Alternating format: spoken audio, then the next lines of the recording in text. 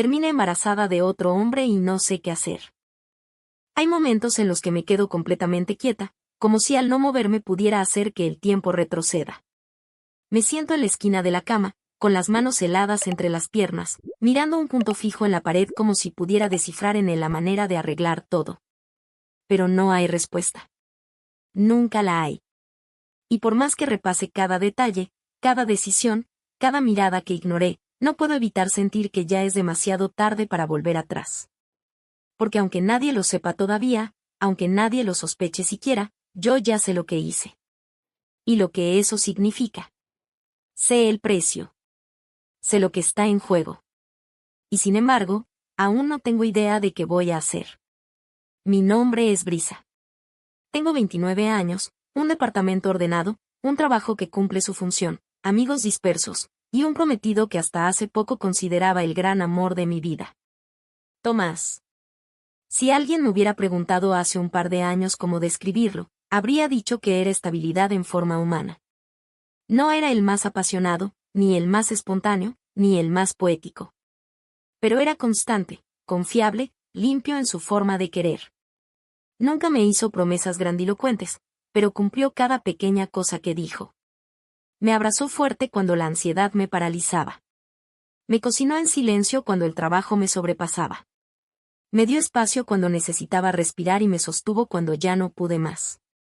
Nos conocimos en una reunión aburrida de amigos en común. Él estaba en un rincón, con una copa de vino tinto y una sonrisa honesta. No fue un flechazo, no fue una historia de fuegos artificiales ni conversaciones intensas de madrugada. Fue una historia que se cocinó a fuego lento. Una donde empezamos saliendo sin presiones, con cafés que se convirtieron en cenas, y cenas que terminaron en películas bajo mantas. No hubo drama. Solo una especie de paz que se fue instalando entre nosotros. Me acostumbré a su ritmo, a su forma de mirar el mundo, a su manera de organizar la alacena por colores. A veces me reía de eso. Otras veces me desesperaba. Pero siempre supe que podía contar con él. Cuando me pidió matrimonio, no lloré de emoción. Lloré de alivio. Porque sentí que había encontrado un hogar en una persona. Y durante un tiempo, esa idea me sostuvo como un faro. Planeamos la boda con calma. Sin urgencias. Con gusto por los detalles. Yo quería algo simple, con flores silvestres y mesas largas. Él quería que su madre estuviera cómoda y que no faltara vino. Éramos un equipo. Oh, eso pensé. Porque por más perfecta que fuera la superficie, algo dentro de mí ya empezaba a desconectarse. Aunque no sabía nombrarlo todavía. Desde afuera, nuestra vida parecía ideal. Tomás y yo teníamos esa clase de vínculo que otras parejas usaban como referencia. Éramos tranquilos, estables, previsibles. Teníamos nuestros pequeños rituales, café con leche los domingos, películas de terror los viernes por la noche, largas caminatas en silencio después de una discusión para que las palabras volvieran con menos filo. Nadie me hacía sentir tan segura como Tomás. Nadie me miraba con esa ternura silenciosa, como si su amor por mí no necesitara pronunciarse todo el tiempo porque ya estaba dicho desde siempre. Pero esa certeza, que antes me abrazaba como una manta, empezó a asfixiarme sin que me diera cuenta. Yo también creí que estaba feliz. Porque estaba con alguien bueno, porque no tenía que luchar por amor, porque la calma también era una forma de amor, ¿no? Eso me decía cada vez que sentía esa punzada de vacío en el pecho, esa necesidad difusa de algo que no podía nombrar. No era deseo, no era aventura, no era una carencia concreta. Era una especie de hambre por sentir algo que me sacara del piloto automático, una parte de mí que quería gritar mientras el resto sonreía por cortesía. Tomás solía llegar del trabajo, dejar su portafolio con cuidado, saludarme con un beso corto y preguntarme cómo había estado mi día. Siempre lo mismo. Y yo respondía lo mismo. Y nos reíamos igual. Y cenábamos lo de siempre. Pero empecé a darme cuenta de que todo en nosotros estaba diseñado para evitar el caos, incluso el bueno. No había margen para el deseo espontáneo, ni para un te necesito ahora que no estuviera programado en nuestra rutina. Y lo peor es que él no notaba la distancia que se había instalado entre nosotros. Me seguía mirando como si todo estuviera bien. como si no viera que yo ya no era la misma. Que algo en mí se estaba resquebrajando por dentro, calladamente. El día que conocí a Damián fue un accidente. Y no lo digo en el sentido romántico. No hubo una chispa, ni una música de fondo especial. Fue una simple coincidencia en el horario equivocado. Estaba en la cafetería del centro, la que a veces usaba como escape de mi oficina, intentando terminar un informe cuando él se acercó a mi mesa porque no había más sitios disponibles. Me pidió permiso para sentarse. Le dije que sí, sin levantar la vista. Pero su voz me hizo mirarlo. Era más joven que Tomás, más informal. Tenía esa energía ligeramente insolente de quienes no se toman muy en serio. Al principio me molestó. Pero también me picó la curiosidad. No sé en qué momento pasamos de compartir una mesa a compartir charlas sueltas, y luego mensajes casuales. Él trabajaba a unas cuadras. Me preguntaba cosas con una mezcla de desinterés y atrevimiento que, de algún modo, me desarmaba. A veces sentía que jugaba con fuego, pero no retrocedía. No lo cortaba. No decía la verdad. Me gustaba. No como se quiere a alguien. Me gustaba sentirme otra cuando estaba con él. Me gustaba volver a casa y guardar ese secreto diminuto, esa grieta invisible que, aunque no dolía todavía, ya me alejaba de Tomás sin que él lo supiera. Una tarde, Damián me preguntó si estaba casada. Le dije que no. Me mordí la lengua antes de decir que estaba comprometida. No quise escuchar cómo sonaba esa palabra en mi propia boca. Me excusé diciendo que era tarde, que tenía que volver. Caminé de regreso con las manos temblando y el pecho lleno de algo que no era culpa, pero sí vergüenza. Una vergüenza nueva. El tipo de vergüenza que se guarda en el estómago como una piedra caliente. Esa noche, Tomás cocinó pasta y me sirvió una copa de vino sin decir nada. Me acarició el brazo mientras hablaba de un cliente nuevo, de un proyecto que le entusiasmaba.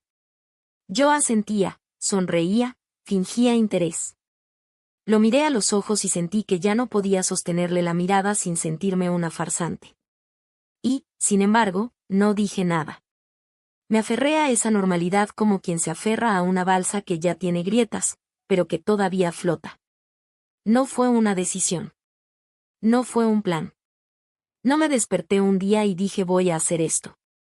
Ojalá hubiera sido así.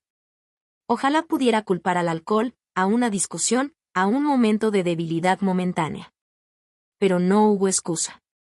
Lo que pasó, pasó porque lo permití. Porque lo alimenté. Porque me dejé llevar por una necesidad que nunca tuve el valor de enfrentar con honestidad. Y porque, en el fondo, algo en mí ya había decidido que lo que tenía con Tomás no era suficiente. Aunque aún no podía admitirlo en voz alta. Damián me invitó a tomar algo un viernes, después del trabajo. Yo ya le había dicho que tenía pareja. Lo mencioné como quien deja caer un dato sin importancia, sin profundizar. Él no preguntó más. Solo dijo entonces tomamos una cerveza como amigos, ¿no? Asentí. Me convencí de que no tenía nada de malo. De que estaba en control. De que no era la primera persona en tener una conversación inocente con alguien atractivo. De que todo eso no significaba nada. Nos sentamos en un bar pequeño, de luces cálidas y mesas bajas. Damián hablaba con soltura. Se reía fácil. Tenía esa manera de mirarme como si realmente me estuviera escuchando, como si mis palabras tuvieran un peso que ya no sentía con Tomás. Me preguntó cosas que nadie me preguntaba. Me dijo que tenía una energía rara, una mezcla entre fuerza y melancolía. Me dijo que le gustaban mis ojos. Yo me reí. Le dije que no eran nada especial. Me contestó que por eso mismo le gustaban. Y me tocó la mano, con suavidad, como si supiera que eso bastaba. No sé cómo llegamos a su departamento. Solo sé que estábamos ahí, de pie, mirándonos como si estuviéramos al borde de un abismo. Me dijo que si yo decía que no, no pasaba nada. Me quedé callada. Le respondí con un beso. Uno torpe. Urgente. Incompleto. Como si con eso pudiera tapar todo el mundo que había dejado afuera. Como si con eso pudiera olvidar el nombre de Tomás, la fecha de la boda, los años de amor calmo. No fue romántico. No fue dulce. Fue todo lo contrario. Fue un torbellino de culpa y deseo, de sudor y contradicción. No hubo palabras. Solo manos, respiraciones entrecortadas, movimientos ciegos. Cuando todo terminó, me vestí en silencio. Damián me quiso besar. Aparté la cara. Le dije que tenía que irme. Me preguntó si estaba bien. Asentí sin mirarlo. Caminé las 3 cuadras de regreso a la avenida como una sombra.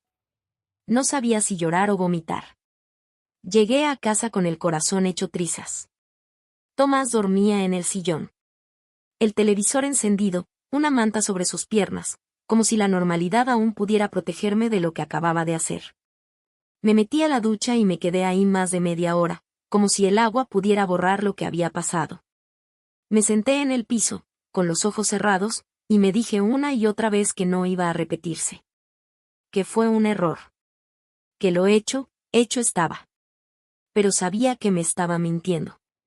Porque lo que había cruzado ya no tenía regreso. Ya no era solo una falta, era una grieta irreversible en todo lo que habíamos construido. Y lo peor era que Tomás seguía ahí, dormido, confiando en mí. Amándome sin saber que yo ya no era la mujer que pensaba. Hubo un silencio nuevo entre Tomás y yo después de esa noche.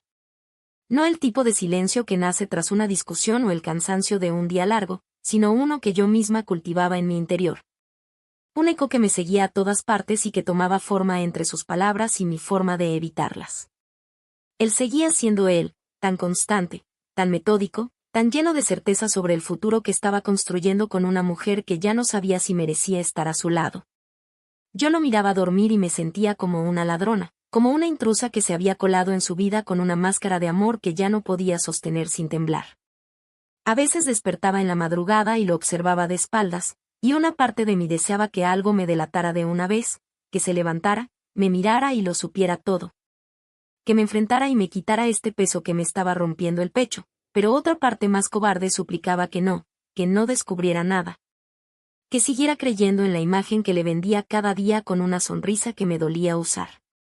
Empecé a evitar a Damián, no porque lo odiara o me arrepintiera de manera violenta de lo que pasó, sino porque estar cerca de él era como asomarse a un espejo que me devolvía todo lo que no quería aceptar de mí misma. Me escribía a veces, preguntando si todo estaba bien, si quería vernos otra vez, si me pasaba algo, pero yo simplemente no respondía. Quería que se desdibujara, que desapareciera como un mal sueño, que su existencia se volviera borrosa en mi memoria. Pero no podía hacerlo del todo porque dentro de mí algo había cambiado. No solo era la culpa. Era otra cosa. Una parte de mí que se había despertado después de años de quietud, una parte que ahora exigía espacio, aunque yo intentara encerrarla. Tomás notó que estaba más callada, más distraída, pero no insistió. Nunca fue de los que interrogaban. Me respetaba, decía, y esa bondad suya solo me hacía sentir peor. Me preguntaba si seguía emocionada con los planes de la boda, y yo le decía que sí, que por supuesto, aunque por dentro la sola idea del vestido blanco me provocaba náuseas, como si ya supiera que algo tan puro no era para mí.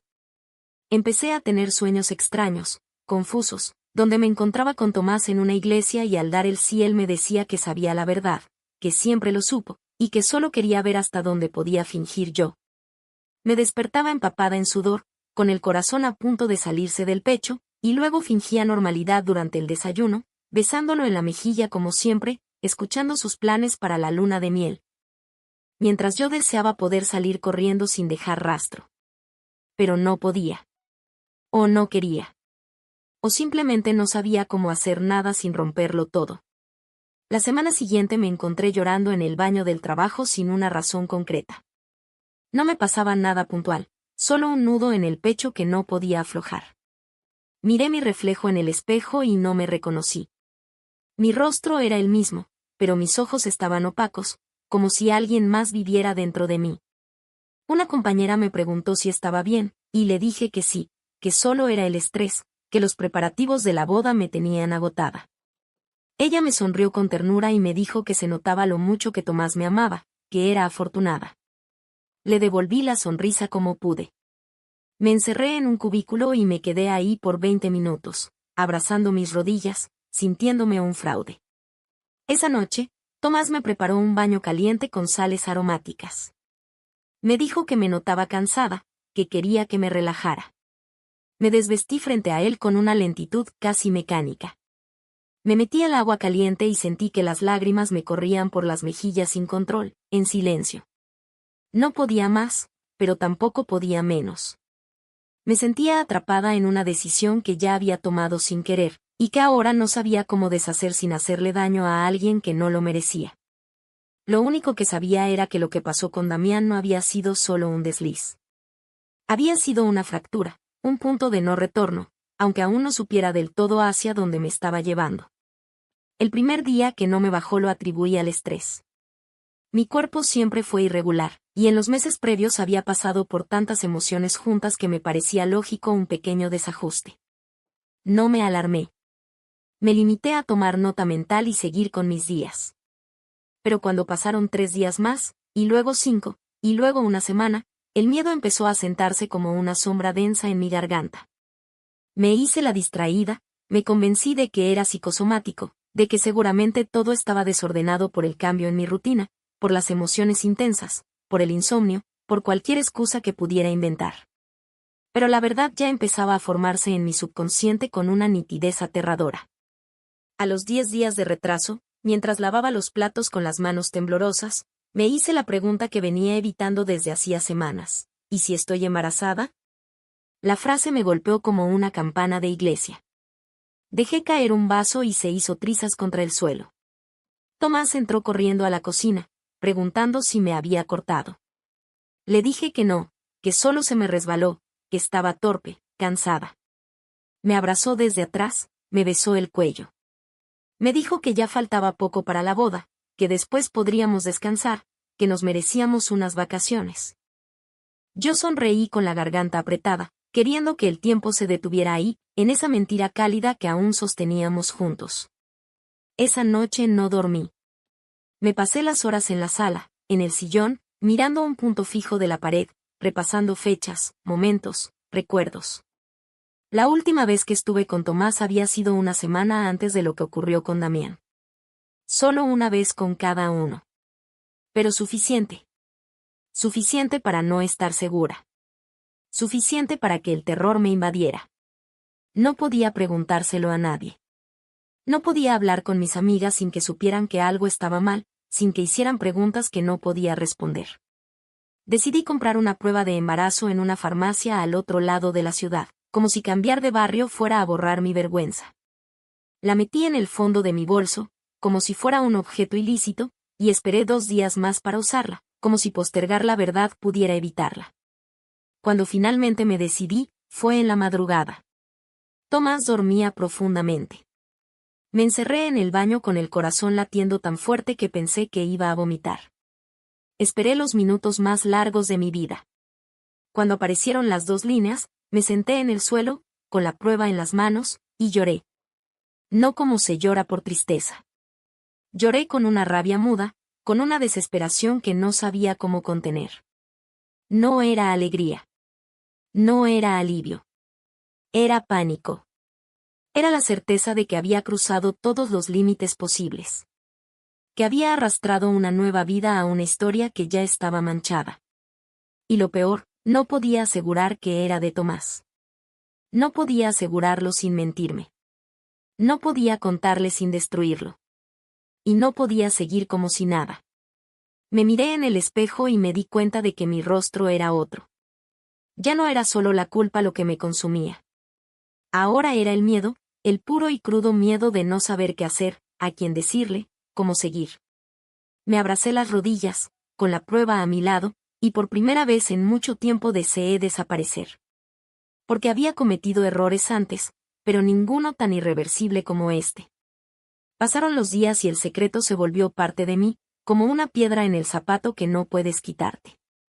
Cada vez que él me tocaba el vientre con ternura o me abrazaba por detrás, me dolía el alma. Lo escuchaba hablar de nuestros planes de familia y quería gritar. Quería suplicarle que se detuviera, que no soñara más, que no hiciera castillo sobre esta arena movediza. Pero me callaba. Una parte de mí, la más cobarde, seguía esperando que algo resolviera todo por mí. Un milagro. Un accidente. Cualquier cosa que me evitara tener que tomar una decisión.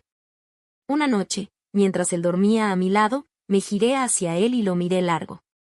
Observé su respiración tranquila, su expresión serena, el modo en que una de sus manos descansaba cerca de mi brazo. Era hermoso. Era bueno. Era mío. Pero yo ya no lo era completamente. Sentí que algo dentro de mí se partía. No supe si el dolor que sentí esa noche era físico o emocional. Me acurruqué en posición fetal y lloré en silencio, cubriéndome la boca con la almohada. El miedo se había vuelto un huésped en mi cuerpo. Y el arrepentimiento ya no era una emoción, era una condena. Tomás se despertó a mitad de la madrugada y me encontró temblando.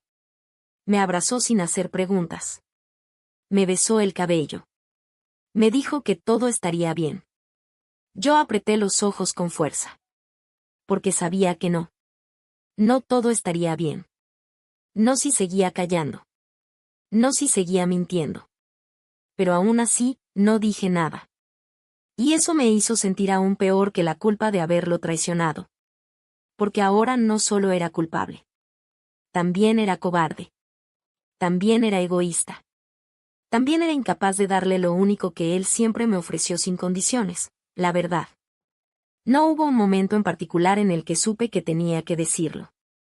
No fue una epifanía, ni una ráfaga de valor repentino. Fue más bien un desgaste lento, como si algo dentro de mí se estuviera desmoronando gota a gota hasta dejarme vacía, sin energía siquiera para seguir mintiendo. Había pasado más de una semana desde que confirmé el embarazo. Una semana en la que había vivido como un espectro en mi propia casa, donde cada risa de Tomás me perforaba el pecho y cada gesto de amor suyo me recordaba la traición que le escondía. No podía seguir así.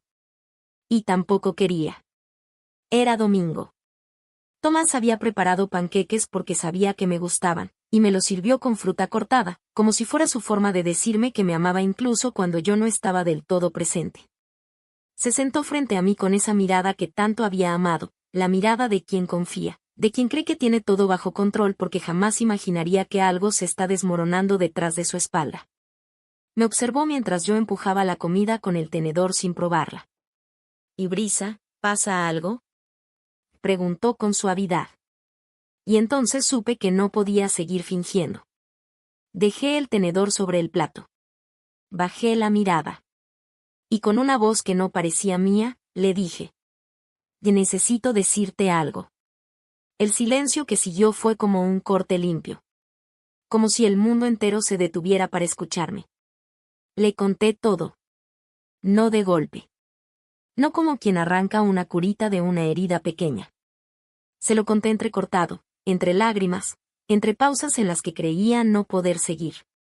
Le dije que lo había engañado. Que fue una sola vez, una noche tonta y cobarde en la que me sentí sola, confundida, herida por nuestras peleas de entonces, y me dejé llevar por el consuelo barato de alguien más. No le dije el nombre. No quiso saberlo. No hacía falta.